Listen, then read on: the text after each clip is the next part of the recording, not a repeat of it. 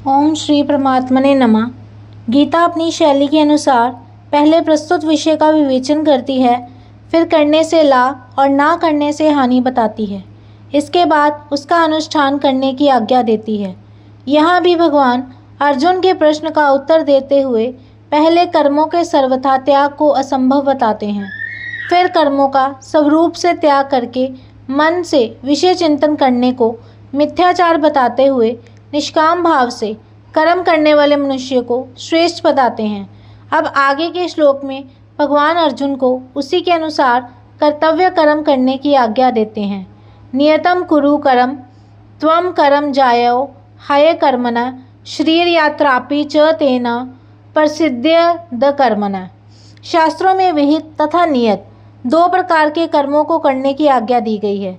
विहित कर्म का तात्पर्य है सामान्य रूप से शास्त्रों में बताया हुआ आज्ञा रूप कर्म, जैसे व्रत, उपवास, उपासना आदि। इन विहित कर्मों को संपूर्ण रूप से करना एक व्यक्ति के लिए कठिन है, परंतु निषिद्ध कर्मों का त्याग करना सुगम है। विहित कर्म को ना कर सकने में उतना दोष नहीं है जितना निषिद्ध कर्म का त्याग करने में लाभ है, जैसे झूठ ना बोलना, चोरी ना करना, हिंसा ना करना आदि। निषिद्ध कर्मों का त्याग होने से विहित कर्म स्वतः होने लगते हैं।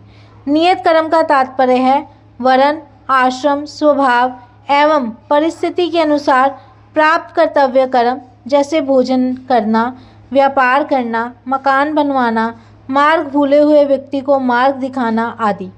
कर्म योग की दृष्टि से जो वर्ण धर्मानुकूल शास्त्र विहित कर्तव्य कर्म प्राप्त हो जाए, वह चाहे घोर हो या सौम्य नियत कर्म ही है। यहाँ नियतम कुरु कर्म पदों से भगवान अर्जुन से ये कहते हैं कि क्षत्रिय होने के नाते अपने वर्ण धर्म के अनुसार परिस्थिति से प्राप्त युद्ध करना तेरा स्वाभाविक कर्म है। क्षत्रिय के लिए युद्ध रूप हिंसात्मक कर्म घोर दिखते हुए भी वस्तुतः घोर नहीं है, प्रत्युत उसके लिए वह नित्य कर्म ही है।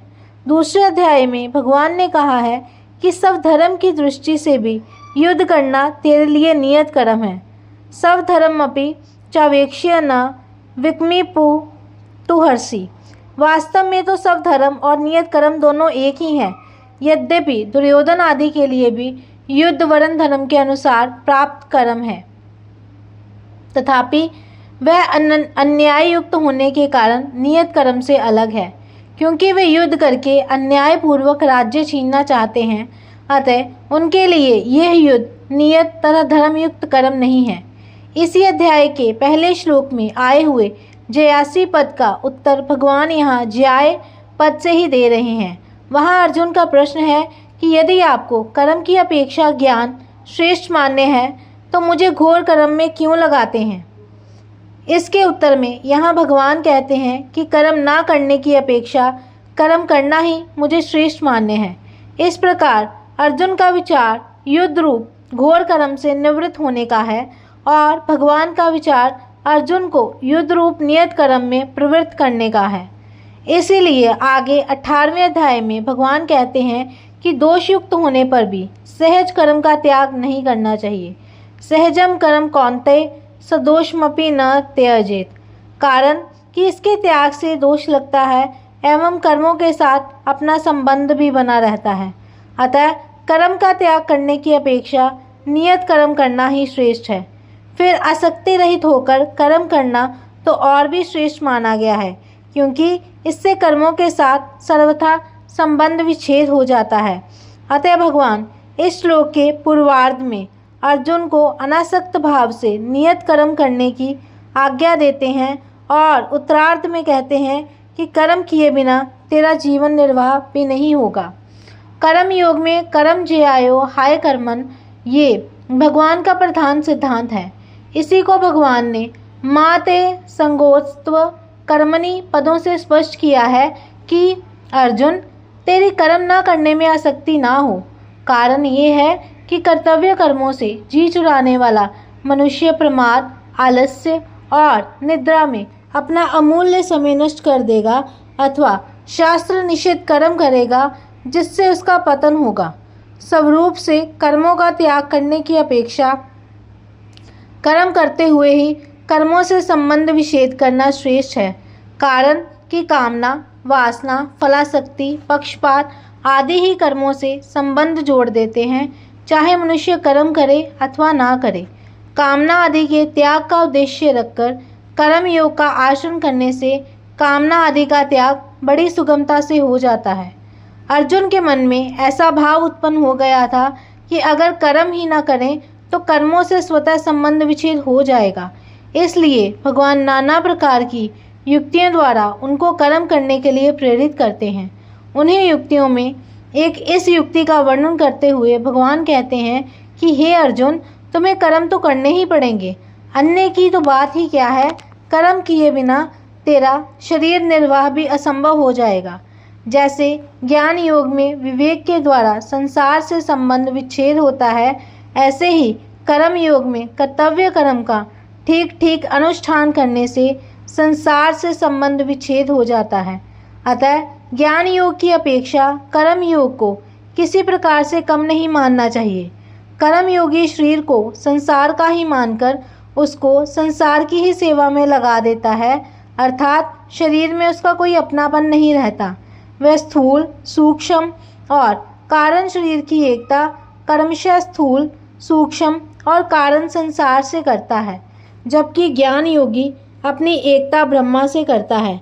इस प्रकार कर्म योगी जड़ तत्व की एकता करता है और ज्ञान योगी चेतन तत्व की एकता करता है।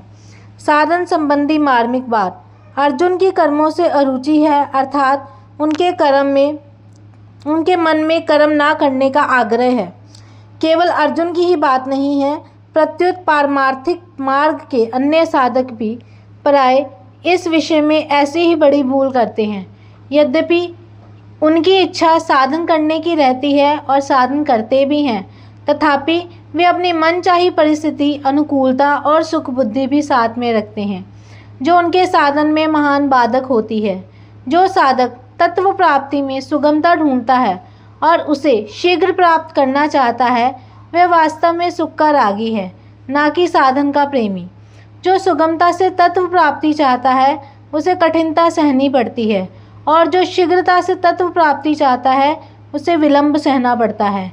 कारण कि सुगमता और शीघ्रता की इच्छा करने से साधक की दृष्टि साधन पर न रहकर फल पर चली जाती है, जिससे साधन में उकताहट प्रतीत होती है और साध्य की प्राप्ति में विलंब भी होता है।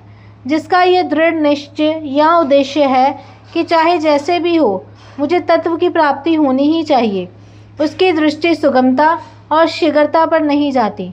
तत्परता के साथ कार्य में लगा हुआ मनस्वी व्यक्ति जब अपने उद्देश्य की पूर्ति के लिए कमर कसकर लग जाता है, तब वह सुख और दुख को नहीं देखता। मनस्वी कार्यार्थी न गण्यति दुखम न च सुखम। साधक की तो बात ही क्या है, एक साधारण लोभी मनुष्य भी दुख की ओर नहीं देखता। प्राय देखा जाता है कि पसीना आ रहा है, भूख प्यास लगी है अथवा शौच जाने की आवश्यकता जान पड़ती है, फिर भी यदि माल की विशेष बिक्री हो रही है और पैसे आ रहे हैं तो वह लोभी व्यापारी सब कष्ट सह लेता है। ठीक लोभी व्यक्ति की तरह साधक की साध्य में निष्ठा होनी चाहिए। उससे साध्य की प्राप्ति के बिना चैन से ना रहा जाए, जीवन भार स्वरूप प्रतीत होने लगे, खाना पीना आराम आदि कुछ भी अच्छा न लगे और उसके हृदय में साधन का आदर और तत्परता रहे। साध्य को प्राप्त करने की उत्कंठा होने पर देरी तो असह्य होती है, पर वह जल्दी प्राप्त हो जाए ये इच्छा नहीं होती। उत्कंठा दूसरी बात है एवं शीघ्र मिलने की इच्छा दूसरी बात। आसक्ति पूर्वक साधन करने वाला साधक साधन में सुख भोग करता है और उसमें विलंब या बाधा लगने से उसे क्रोध आता है और वह साधन में दोष दृष्टि करता है। परंतु आदर और प्रेम पूर्वक साधन करने वाला साधक साधन में विलंब या बाधा लगने पर आर्त भाव से रोने लगता है और उसकी उत्कंठा और तेजी से बढ़ती है। यही शीघ्रता और उत्कंठा में अंतर है। शीघ्रता में साधक का सुख सुविधा का भाव रहता है कि तत्व प्राप्ति शीघ्र हो जाए तो पीछे आराम करेंगे। इस प्रकार फल की ओर दृष्टि रहने से साधन का आदर कम हो जाता है। परंतु उत्कंठा में साधक अपने साधन में ही आराम मानता है कि साधन के सिवाय और करना ही क्या है, इससे बढ़िया और काम ही क्या है जिसे करें। अतः यही काम करना है, चाहे सुगमता से हो या कठिनता से, शीघ्रता से हो या देरी से। इसलिए उसकी पूरी शक्ति साधन में लग जाती है, जिससे उसको शीघ्रता से तत्व प्राप्ति हो जाती है। परंतु शीघ्रता से सिद्धि चाहने वाला साधक साध्य की प्राप्ति में देरी होने पर निराश भी हो सकता है। अतः साधक को साध्य से भी अधिक आदर साधन को देना चाहिए।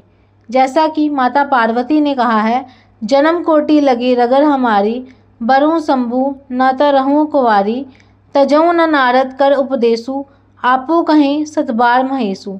माता पार्वती के भावों में शीघ्रता नहीं है, इनमें तो साधन को साध्य से भी अधिक आदर दिया गया है। प्रस्तुत श्लोक में भगवान अर्जुन को निमित्त बताकर साधकों को सावधान करते हैं कि उन्हें अपनी अनुकूलता और सुख बुद्धि का त्याग करके कर्तव्य कर्मों को करने में बड़ी तत्परता से लग जाना चाहिए। परिशिष्ट भाव, निष्काम भाव से कर्म करने वाला कर्मयोगी केवल स्वरूप से कर्मों का त्याग करने वालों से अथवा सकाम भाव से कर्म करने वालों से ही श्रेष्ठ नहीं है, प्रत्युत ज्ञान योगी से भी श्रेष्ठ है। तयोस्तु कर्म संन्यासत कर्म योगो विशिष्यते। इसलिए भगवान प्रस्तुत प्रकरण में निष्काम भाव से कर्म करने पर विशेष जोर दे रहे हैं। जय श्री कृष्ण।